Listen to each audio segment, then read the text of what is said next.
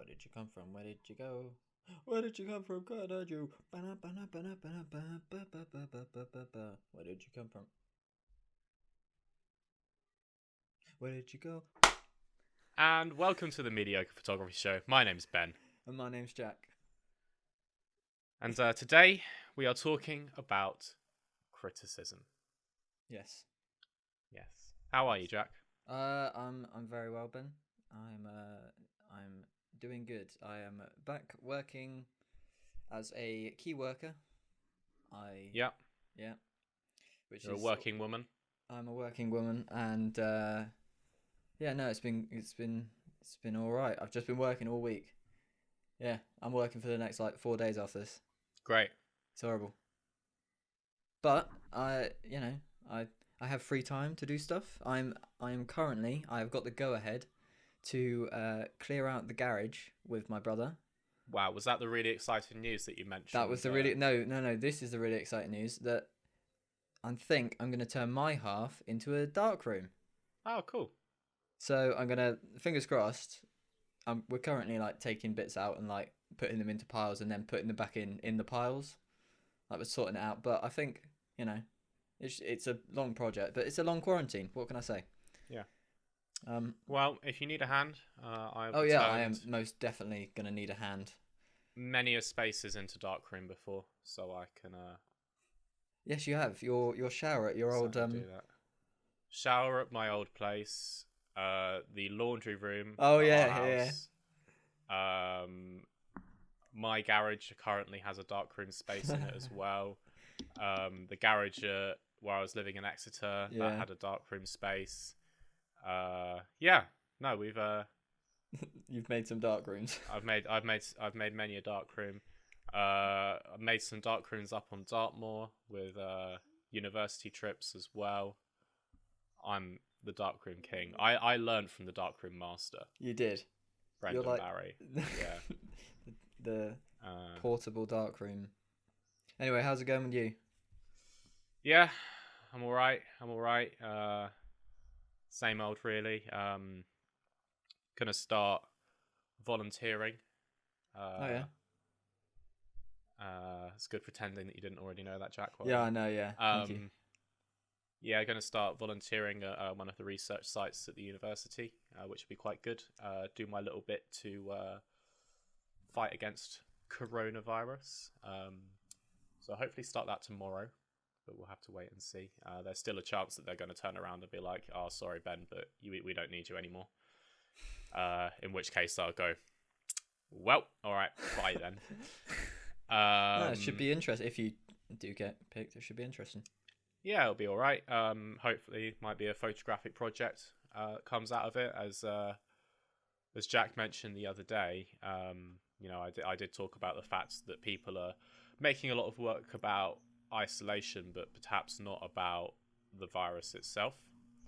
So potentially we could that could lead into something, but it kind of just depends on what's going to go on with with it. They might turn around and say, "Oh, no cameras," or it might be too busy or something like that. But it's sort of won't know until you start.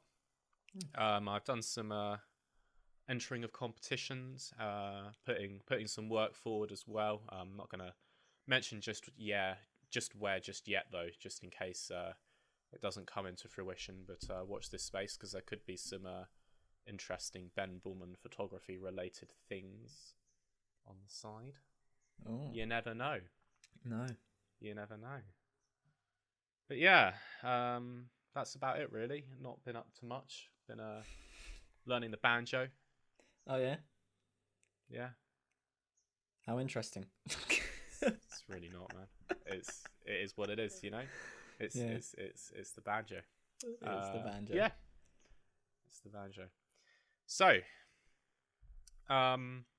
should we do the photo conversation? What is this? The third installment of the photo conversation? The fourth? Third installment. The third.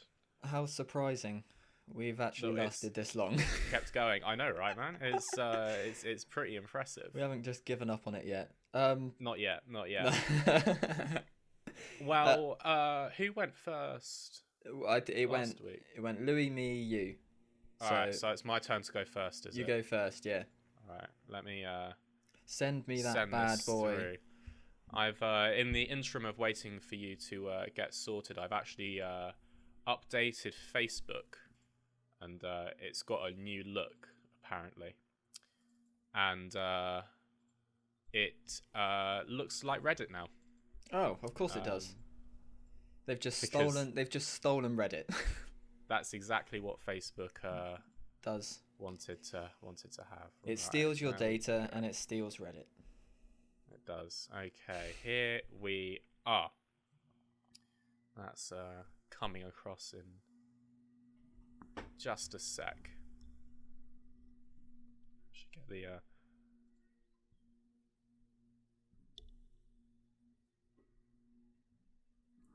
cool. Oh, There it is. right. Do you want to explain whilst I look? Yeah. Yeah, I will do. Good. So I'll read what I wrote because I'm organized like that.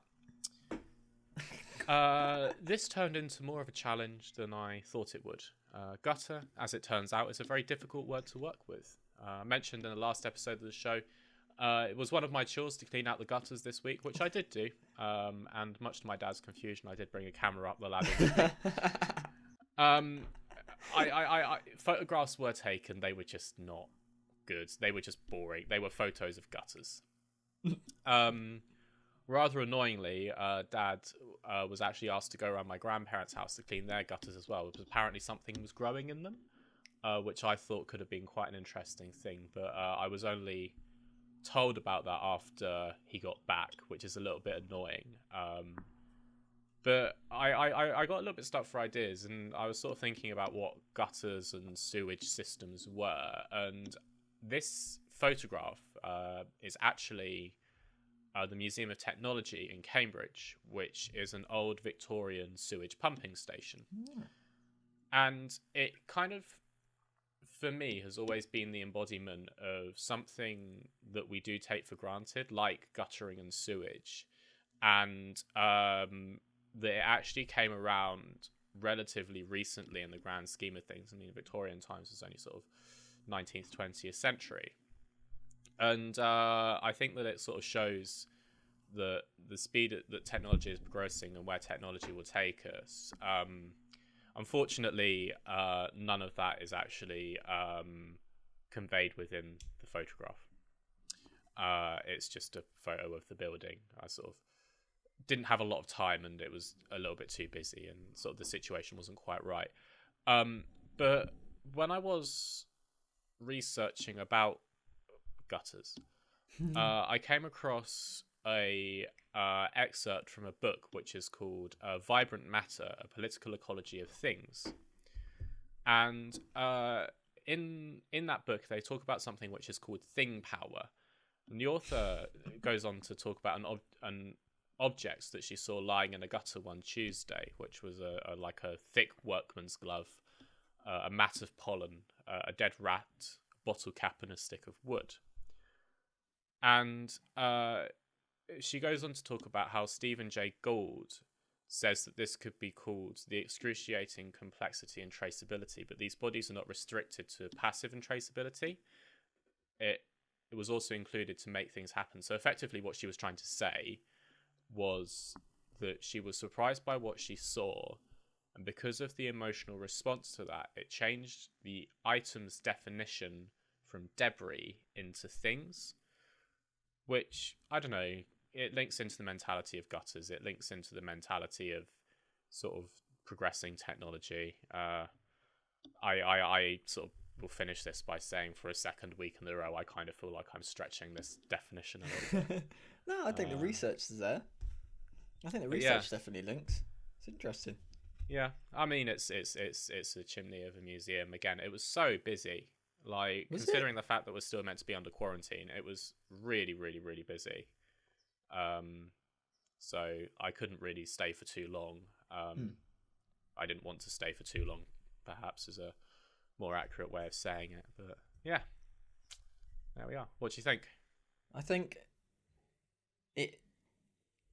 you're right in saying that. I think the research is a lot more interesting than the photo. I think where you were going with the research is quite Yeah, it's a lot more interesting in the photo. It is just a chimney of a museum, but the fact that it's a technology museum is quite interesting. Yeah. It's all, I don't know, it's, if you want to look at it more introspectively, it's always been like this really I don't know, I always loved going to the Museum of Technology when I was a kid, and I Mm. loved like the really big chimney, because there's just nothing else like that on the on on the landscape of the city that I live in, if that makes sense. Yeah, It's very unique, and I always remember like as a kid like cycling past it, and like be it was like, for me it was the tallest thing in the world. Uh, like it was just so massive and so huge, and you can actually almost see it from my house. right. And I used to have a trampoline in the back garden. I used to remember that if I bounced high enough on the trampoline, I could just see the top of it. Nice. So yeah, Yeah. it's a nice building, and it's yeah, like I said, it's a little bit introspective in that sense as well. But I didn't really want it to go that way. As a kid, I didn't think about gutters too much. So, um, to be honest, I didn't as an adult until about a week ago. Yeah. That's very good. So yeah, there we are. Right. You ready for mine? I am indeed ready for yours. Right. So, I went, of course I did. I went introspective again. Oh, really? Yeah. I'm really enjoying the self-portraits, okay? It's good. It's good. You found a niche. You found a vibe. Yeah. And so I wanted to keep it sort of like consistent with the last two. Um I'll send you them both over. I'll send you the first one is the one I wanted to go for, but I think I went for the second one in the end because yeah, the first one's on the left, by the way, Ben. I was gonna go pretty much. I went for the sort of down in the gutter sort of route, like mentally and emotionally in the gutter, and so I wanted to sort of get a picture of myself laid down in the brook, just like it's like right outside the front of my house. It's you know a big step away, and so yeah, I laid down in the brook. It was disgustingly dirty, and I got in the shower straight away. But it's sort of yeah. The first one on the left was sort of what I was going for, but I think I chose the second one, the one where I've got the movement on my head and the light's a little bit more interesting. I think Hmm. the first with the one sort of the content of the image is more what I wanted, but the second one is a lot more interesting with the movement of the head and the light hitting my body. But Yeah. I still think it's the weakest that I've done so far.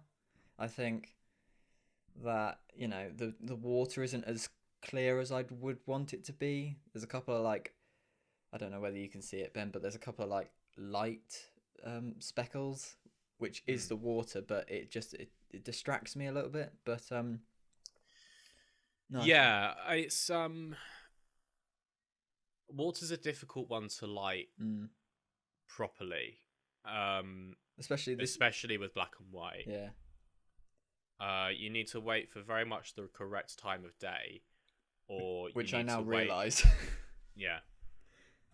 Or you need to wait for, or you need to get some artificial lighting in Mm, that as I well. was not going to do that. Um, yeah, I almost feel like it could have worked better if the light was, if the water was lighter. Mm. Yeah, this is the thing. It was like, It's very, very, very dark yeah, water, which interestingly is actually quite nice if you think of it as a sequence, because the water in my photo is also very dark. yeah. Well, that was what I was thinking. It the water was really dark, but the problem is there was like the other side of the brook. I took the camera around the other side, um, for the one where I'm laying fully in the brook. With this one, I sort of just got a skateboard Yeah, and sort of just laid on top of it. But right. I sort of moved. I took the skateboard away because you can tell in my body, you can tell that I'm tensing. But it almost looks like you're about to hit the water. Yeah, which, you know what, I'm gonna say this. This is a complete happy accident. Like, Yeah. I got my brother out there as well, so nobody took my damn camera, and I lined it all up and pretty much just said, right, I want my head to be here, and when I say, just spam the button, and he just spammed it, and it got the sort of movement of my head, which I just think it makes the image a lot more interesting. Mm. I was sort of you haven't mentioned it yet, but the shorts, the swim shorts. Yeah. I can't tell. Like, with the other one, I've cropped them out because they were really distracting. But the other one, I don't know whether they're distracting or they work, or I don't know.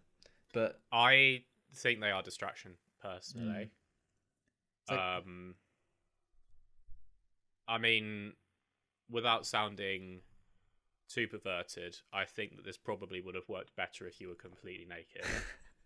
yeah, I was not doing that in a dirty brook. That brook has got. I could tell when I was like laid there. I could see. I like looked up to sort of get a breath, and then like dunked my head. But then when I came up, wiped my eyes, I could just see a load of like pond skimmers like skimming towards me, and I was like, oh god, I've got to get out. Yeah. This is Yeah. disgusting. But I don't know. But yeah, I sort of think they are a little bit distracting. I would have, but it was cold and dirty, and yeah.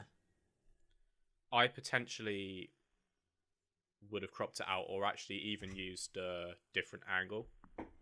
Yeah, no, I do like it. It's very good, very good. Better than mine. I think you definitely won this one. It's not a competition. It's about getting out there, but not too far out there because we are in isolation. Yes, exactly. Yeah, that was a really, really difficult word. It was a very. We've had two bangers and then this. Yeah. Well, rule of averages. This one's going to be terrible as well. So let's. Without further ado, let's get this up. Right. Here we go. The new word is spectrum. I could work with spectrum. I could work with spectrum. Okay. Spectrum it is. Which was the first word we chose. Absolutely. The first word we chose. The first word we chose. And definitely not earthquake. Spectrum is the word. Spectrum is the word. Is the word. Cool. So to shamelessly plug again, if you guys do want to take part in this and have your work featured on the podcast and get a huge amount of publicity with the massive following that we have, then use the hashtag a mediocre conversation in order to do that. And come back next week to have a listen to mine and Jack's spectral photographs. Ooh. I'm quite looking forward to Spectrum. I think Spectrum could be fun. I'm going to have to Google what it means, but yeah. Right. You know, Okay, yeah, go on then. Sorry. No, after you, please. I've done no research How for rude this. of me. I'm just going off personal... Well, Jack. I say personal knowledge. I mean, I've got none of that. Jack. I just mean personal experience. Jack. Yeah. I need a new co-host. You need a new co-host. Well, with I'm taking someone taking that applications. prepares. I am prepared. Yeah, if you want to be a co-host of the show, then please do use the hashtag JacksP45. Jack's cancelled. Jack is over party. And please don't use that hashtag. It'll make me feel I love how that gets trending in a mediocre No, conversation. it will doesn't. not. It will never ever. Right. They'll be like, Jack who? What's Jack Nicholson done? So, I think we should start with the story. Oh, God. I think that is a good place to start this. Yeah, it certainly gives an example And then we sort of, yeah, I think that's. And then it's out of the way and Oh it's done. yeah, and then I'm not stressing about how we've got to change the names and yeah. Well, Jack, you know what? I'll take. You can tell the Oh story. bollocks. Well, no, I can certainly tell half the story, but you're actually not in a bad way involved in this. You were sort of not. Exactly. And so if I told the story, it would be impartial. I knew you'd come up with some bull to get your way out of it. Right. I guess story time. Story time. Story time. So obviously we went to a. Hang on. Sorry. Oh, flipping hell! I've just hyped myself up for this. Oh God. Now tuck yourself in, children. It's time for tonight's story. This is The Tiger That Came to Tea by... I should really know the name. This is a story about criticism and how not to take it and how not to give it. Okay, so there once was two boys, not dislike me and you, Ben. Do I have to change your name as well? They were called Bill and... They were called Jen and Back. And they had a group crit, I guess, and it was nearing the end of a very important year in our education. And Well, I seem to recall that it was the last group crit we would ever have. oh God. Oh, that's really depressing. Yeah. Anyway, so it was the last ever group crit we would ever have, and it was one of the worst we have ever had. So pretty much what we had to do was we were coming up with the words to go alongside our work, and a couple of people in the group decided that they didn't want to be there. I kind of feel like they just had enough. Yeah. Would be how I would describe it. That they knew that it was their last group crit, and so they could pretty much say whatever they wanted. But I don't think that was the. They didn't have anything to lose. Well, apart from actually, yeah, they didn't have anything to lose. No. But anyway, so they, when they showed their pictures, we came back with constructive criticism on their words and their pictures, which they weren't half bad pictures. They were, Well, one of them was. Okay, yeah. Well, pretty awful. And pretty much they just argued. They didn't take on anything. They just got really angry. They took it very personally, didn't they? They took it on a personal attack. Yes, it was the fact that they had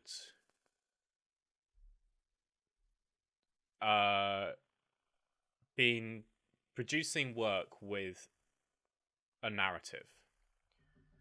And what we were doing was effectively challenging that narrative and tweaking it in order for it to make more sense with where the photos lie.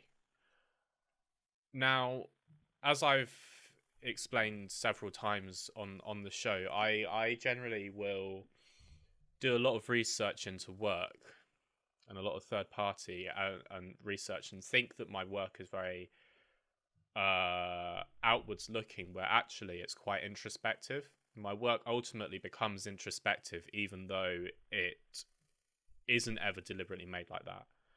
And so the conversations that I normally have with people criticizing the work is me going, this is about this. And then they go, no, it's not. It's about this. And I go, oh, actually, yeah, you're right. Yeah, it is. Because it makes sense. Yeah. And it does make sense. It's just when I produce the work, I have a weird workflow. That's effectively what it is. And we were doing something very similar to these two girls. Yeah. That they were like, "This, my work's about this," and we went, "No, it's not about this." And they basically went, "You know, it is about this." We didn't even say no, it's not about this. We said, well, how about Yeah, thinking about it like this? And they just completely they pardon us took it off. personally, Yeah. but then they also effectively attacked a lecturer personally as well that was there for the crit. And this leads us on, I think, quite nicely to the first point that we should talk about, which is taking criticism personally. And when you're in the last sort of the final push of a degree and it's very stressful and you've got a couple of big shows coming up where the work needs to be produced and emotions are running high, it is very natural for you to feel that you are going to have that work that is going to be a personal comments, personal attacks against your work. And it's only natural. And I'm not going to turn around and say, oh, well, don't take it personally. Because sometimes that just isn't an option. It's just not how you feel. But there are some ways that you can sort of tackle those feelings and try and improve upon them. So the one that I always do whenever I've had a crit that has been quite harsh, perhaps, or I feel like I've been ganged up on, I just say to people that I need a few minutes to myself, and like I'll go for a walk or I'll have time to reflect on what was being said. And normally after I've sort of kicked a few bins and be like, oh, they're all wrong, oh, they all hate my work, oh, I'm complete useless, then I come back and I'm like, oh yeah, actually they are right. But the other thing with that as well is that you need to set boundaries for uninvited criticism. And you need to realize that unfortunately there are some people out there that aren't going to critique constructively. They are going to just critique for the sake of critiquing and to either make themselves feel good or, you know, it could be imposter syndrome or whatever it could be. And being able to identify that is I think, quite an important aspect of receiving criticism as well. You don't have to listen to everyone. No. If you listen to everyone, then you'd just be a doormat. I'm quite good at not listening to criticism. Yeah, I know.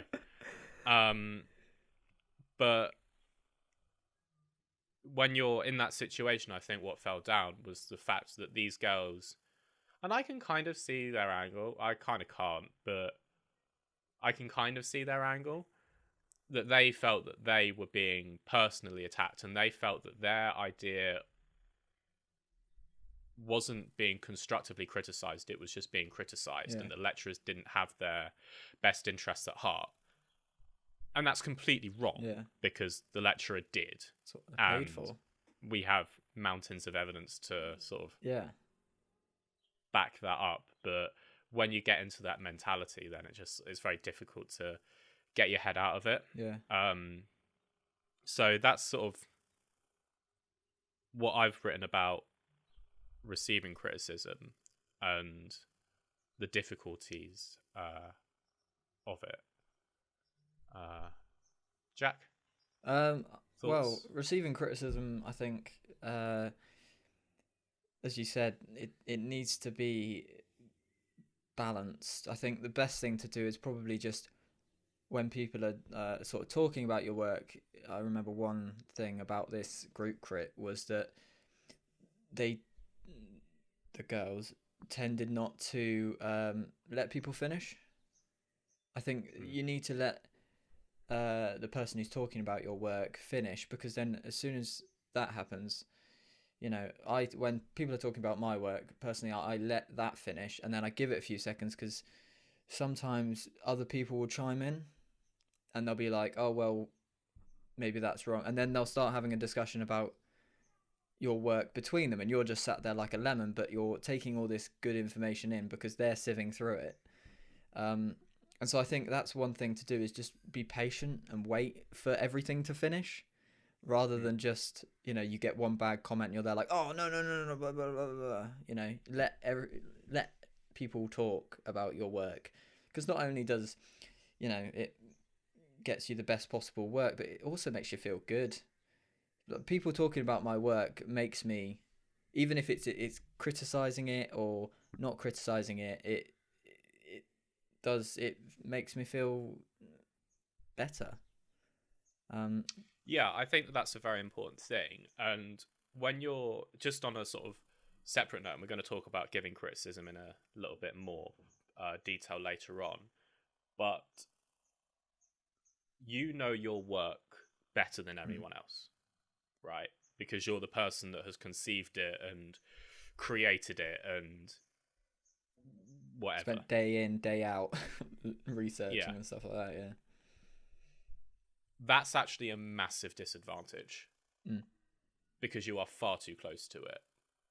And what you need to remember when you put your work up at an exhibition or you publish that photo book is that you're not the only person reading it. No.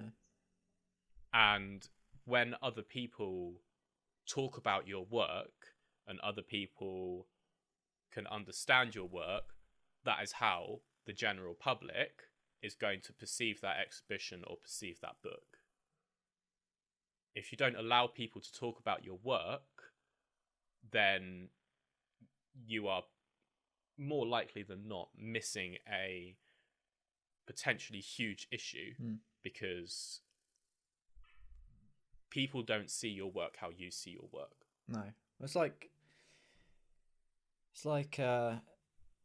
someone like being pregnant.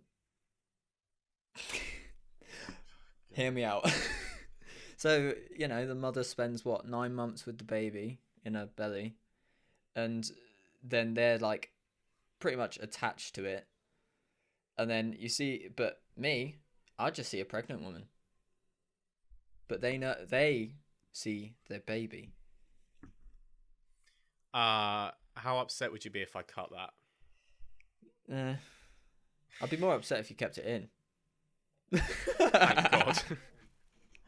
I think that the other thing that makes people feel quite emotionally attached, and I am coming across not so much as a fine artist perspective, but more of a business and management perspective. But I think that people do have an element of imposter syndrome quite a lot with this kind of thing as well. And you touched on it the other day where you sort of said, oh, well, I was always sort of told that I would be the one to make it, as it were. Oh, yeah. And that puts a lot of pressure on somebody. And I think that can also have an element on how people give and receive criticism as well. That if they've always been told that they're the bee's knees, and I don't know, you get the gold medal for coming last sort of thing, then criticism is a lot more difficult to take because people aren't used to hearing how their work has weaknesses. Yeah. And I always have said where I used to work that we should take criticism seriously, but not personally. That it's never a personal thing, and if you feel that you are being personally attacked, then we'll come on to that in a second. But yeah, do you have anything else for receiving criticism? Any other tips that you wanted to say? No, I think just be patient, take everything on board, let people talk about your work, because you might find something that you didn't realize in your case, or just let people talk. Cool. So spoken about giving receiving criticism, but we haven't spoken about taking criticism on board. So do you have any advice, experience, anecdotes with that? Um,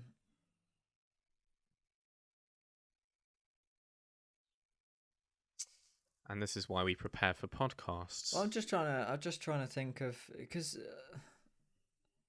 a lot of the time I tend to agree with what I'm told in terms of criticism, because I know, especially from lecturers and also peers better than I am about work, because it makes more sense. I think so.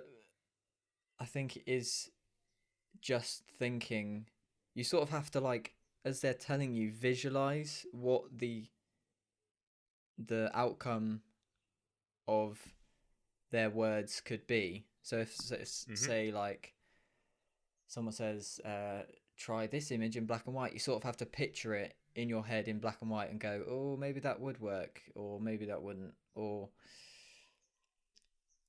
yeah, something along those lines. You've just got to sort of picture it. A picture. Well, that's what I tend to do, is sort of visualize it in my head and the outcome of the project if I were to take on board that criticism or constructive criticism. What about if that isn't from a visual standpoint, but from a narrative point of view? My narrative tends to be fairly the same every time. It's just that the my photography tends to be based around a story, so I can't shift the narrative so much. But if, say, for example, in my in There's No I in David, the lecturer was telling me about how it's not now, like, for example, again, it's not about David, it's about you. It sort of makes you re-evaluate the whole project, and then you sort of changed based on that.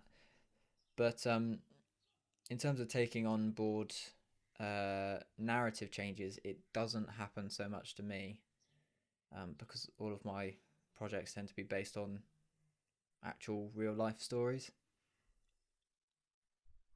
Right. But going back to the example of in There's No I, where the lecturer did say it's not about David, it's about you, was that feedback that you took on board? Did you go, no, you're an idiot, it's obviously about David? Well, no, because they know better than I did, and also I had a somewhat. I think they could see something in my work that told them it was about me and my sort of feelings towards the subject. Mm-hmm. Whereas, and sort of the. Should we talk? Should we, just to interrupt? What is There's No I in Oh, David? right. Just for those who Well, it's don't about know. my biological granddad, um, who left my dad when he was only young, and it's sort of become like a sort of bit of a taboo subject in the family.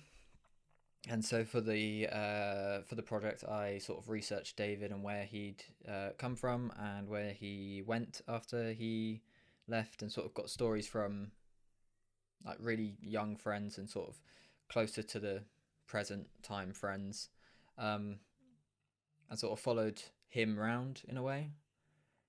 Um,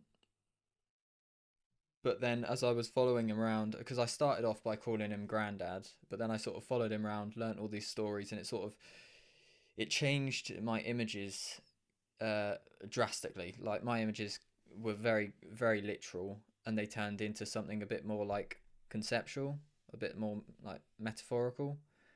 And I think the lecturer saw that, and I sort of had it in my mind that it was changing, but I think that the lecturer sort of saying, "Oh, it's about you," it sort of pushed me, and I was there like, "Okay, it is definitely about me." It pretty much just confirmed what I didn't want to confirm. but Mm. but no, I think, yeah, it by far helped the project. Yeah. Yeah. Um, and sort of coming back to taking on board criticism or not taking on board criticism. I think it is as you develop your own practice, you'll realize who you should be listening to and what you should be listening to, more so than just listening to absolutely everybody. A great example of this was talking about.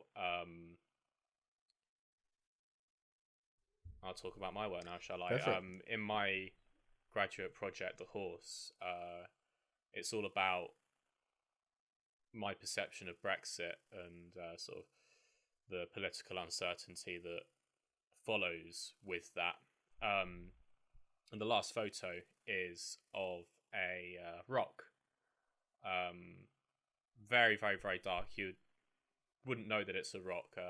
It sort of became a bit of a meme where it was like, is it a fish? Is it this? Is it that? Great photo. And I will keep him nameless just for his self-interests. But there was a certain person who absolutely hated the rock. He thought that it was too literal. He thought that it was too on the nose. The rock even kind of looked like Britain if you squinted a little bit. He just really didn't like it. He just thought that it was a really, really bad ending to the sequence. And I put my foot down and I was like, actually, I really do like the rock. I think that the rock is a really, really good thing to have. And he just wasn't having any of it. He was just like, no, ban the rock. The rock's cancelled. Hashtag the rock is over party. Hashtag the rock Not is the over party. Dwayne the Johnson rock. Johnson rock? Ben's rock. Dwayne the Rock Johnson. Yeah. No, it just proves you've got to pick and choose, isn't it? Yeah, you have to pick and choose, exactly. And you need to be very careful with what you pick and choose, because there are going to be some things that you look back on and actually sting you. So one of the other bits of feedback that, as an example of feedback that I chose to ignore and then came and bit me in the arse later on, was a project that I did back in second year, which was called The Warren, and it was about a little seaside town called Dawlish Warren, and I was basically photographing it on its off season. And the photos were initially, I think,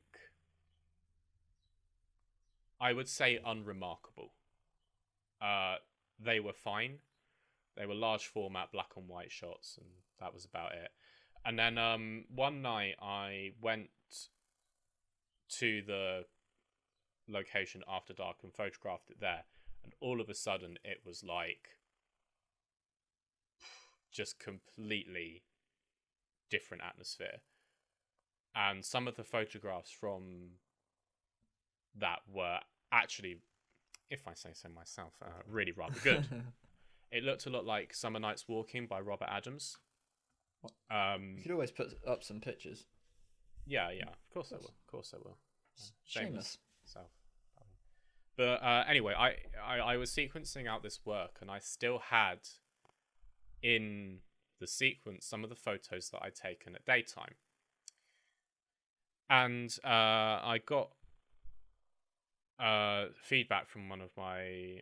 I've been a lecturer? I can't remember now. I've got feedback from somebody saying, look, just get rid of all of the daytime photos. Just have them as nighttime shots. And the end result of this project was a book. And I'd realised that if I'd got rid of all of the daytime photos, I only would have been left with like 7 photos in a series.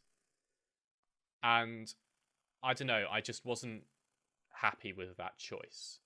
And I thought I could make the sequence work as daytime shots and go back from there. And I get the feedback when I get the grade back. And one of the big sort of criticisms of the project is you should have just got rid of the daytime photos. You should have just had the nighttime ones. And I didn't kick up a fuss or anything, but in my head, I was like, no. I think that the daytime photos still work. And interestingly, as one does when they're very bored during a lockdown, I was going back through all of my own work, and I came across the photo book that I made for that project, and it just fallen apart. And I thought, okay, well, I can revive this.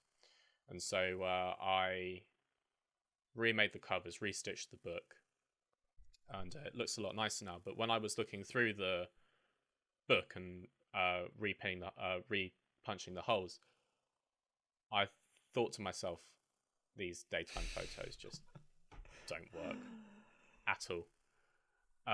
So yeah, and again, that is a realization that I made 2 years later. Finally, I think we should talk about giving criticism. So, Jack. Hello. As the meek and mild man that you Thank are. you. Do you have any advice for giving criticism? So I had a 1-to-1 with someone, and I told her about my project, and I'm guessing I either didn't tell it very well or she didn't listen, because the sort of feedback that she gave was, it was not relevant to my project, my style of work, my process. It wasn't relevant at all. Like, she spoke about scrapping the whole archival story bit. That's the only thing I do. And I sort of say maybe I didn't explain it properly, or maybe she wasn't listening, or maybe she doesn't know my work previously. But I think it starts with either listening or telling the person well about your project. Yeah. I think that another thing to be said is you need to own up if you don't understand something, which could have potentially been the other factor. Yeah, because that could have saved that 1-to-1. I think that giving criticism in a lot of ways is actually more difficult than receiving criticism. And I think that is the case for a lot of reasons. The first reason is that you don't know how people are going to react if you're giving criticism to somebody that you don't know. And I always approach it, and this is like the most cliched but it has worked so many times if it's done right. And I think that this is the thing that people don't talk about if it's done right, and that is the sandwich. You come across this? The what sandwich? Sandwich. Okay. You're gonna make me say it again, so I have to keep it again. The what sandwich? The sandwich. Well, tell me more about the sandwich.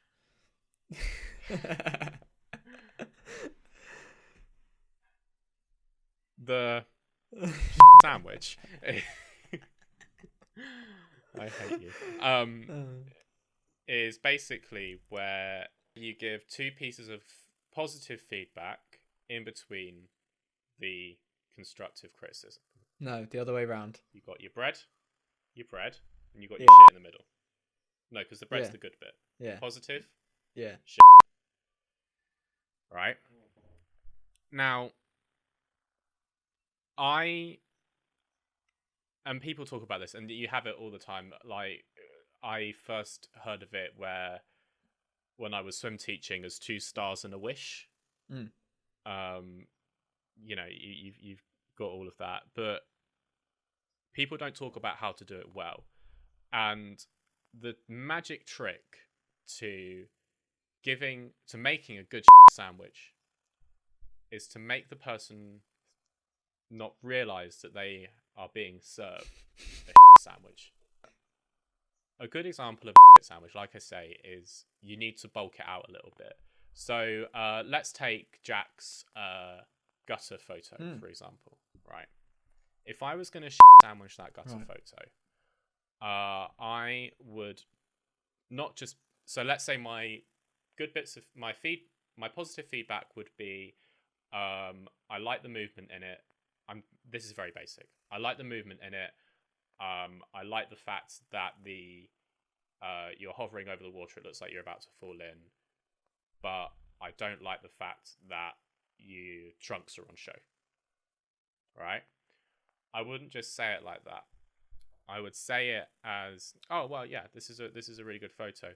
I would first I'll talk around it first. I'll be like, oh yeah, I really like the water. I don't know. I really like the fact that it's in black and white. I like the fact that it goes into the series.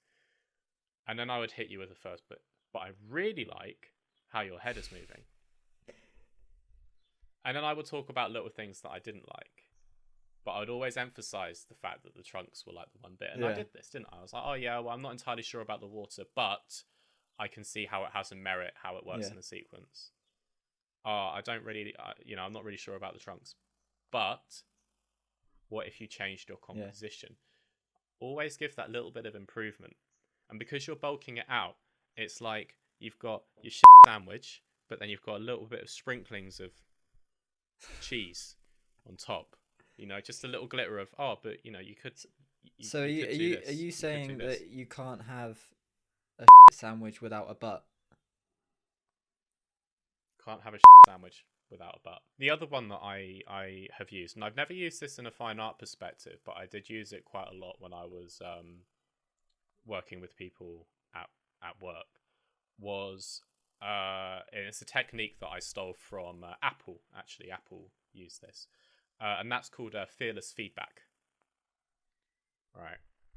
And I love fearless feedback. Fearless feedback has been the best invention to management jargon since the invention of management jargon. Basically, what it is it's a get out of jail free card, right? It's brilliant. You can say whatever you want to somebody, as long as you preface it by saying, I've got some fearless feedback for you. Because that light-hearted, like that little alliteration with it where it just kind of like jumps off the tongue is a very light-hearted way. And it gets people mentally prepared for the fact, and it's almost like a way of saying, don't take this personally, but I love fearless feedback. I really, really do. And there's probably like this, I'm probably not using it right. And if you do work at Apple, and I've completely bastardized this, and I'm very sorry, but I think that fearless feedback is definitely something that should be implemented in a fine art perspective as well. Again, taking the gutter photo. We'll talk about mine. As we've sort of spoken about chats. I would say to myself, Ben, I've got some fearless feedback for you. It just doesn't convey the narrative. That's all that needs to be said on it. You don't have to worry about wrapping it up in a compliment or anything like that. You can just say, I've got some fearless feedback for you. And you go, oh, that's good. And then you just destroy them. But they go away, and because you prefaced it by saying fearless feedback, they're like, alliteration. Yeah, it's great. I love it. People should use fearless feedback. They should have like fearless feedback sessions in like fine art photography, where it's like up. Yeah, that was called. It's a sign up, but it's not mandatory because obviously some people can't take like fearless feedback on board. I would definitely sign up. I'd be there like first name on the board. Like, give me some fearless feedback. No positives, just what I can do better. No, this is an interesting topic. Very interesting topic. No positives. I thought that was what fearless feedback was. But, and okay, right. I'm gonna backpedal a little bit now.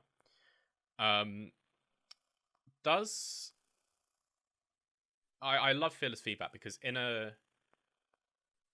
certain situations it is very useful, and yeah, like if you just need to get it across. But when you're talking about fine art, I think that listening and taking aboard the positives of the work is just as important as listening and taking on board the criticisms. Right. And again, we kind of come back to the sandwich on this a little bit, that the positives need to mean something. Yeah. And there's no point, in my opinion, giving people, why not use the phrase, a false positive.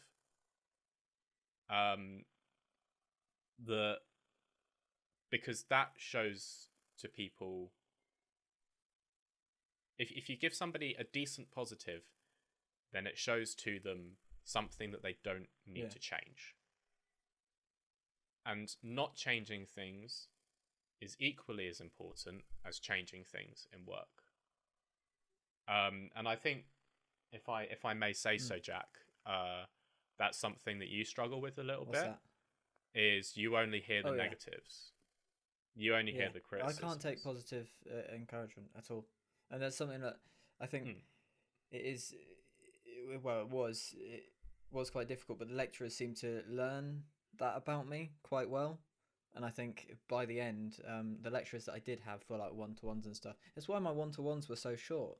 Is because they'd bring me in and they'd go, right, and then I'd bring obviously some new photos and I'd say, oh, I like these. What do you think of these? And they'd go, oh yeah, they're nice, and then it would just be all. But that works for me, it's a personal thing, and I think, as I said, like by the end, the lecturers had realised that I don't need positive feedback. I know what I like, and I know what's good about my work because it's my work. So I just need negatives so that I can improve. But it's entirely personal. Some people need positive reinforcement to sort of, as you say, to not change that. But I think for me personally, it was negatives seemed to work and positives didn't really seem to help me improve. It was pretty much an hour and a half of me talking, really. I was inputting my personal stories. Jack told a story. It was fine. I told a story of love and loss, and broken friendships and ruining one person's love for teaching forever. And on that note,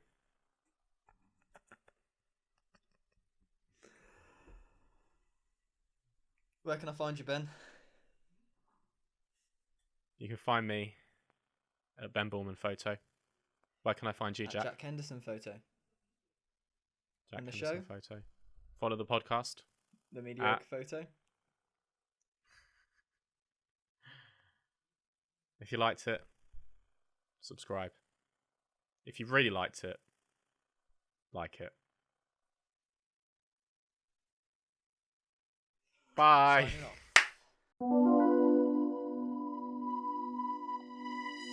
off.